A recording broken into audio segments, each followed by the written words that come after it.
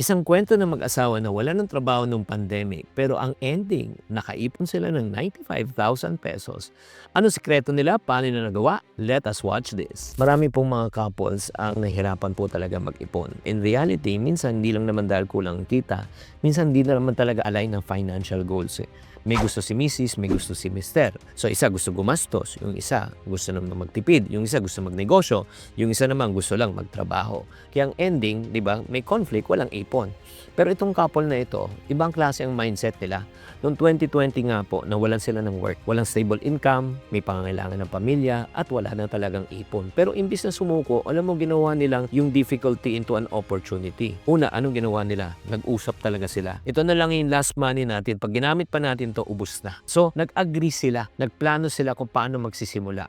So, nagdisiplina sila at ang ginawa nila, nag-umpisa sila ng pagkakakitaan.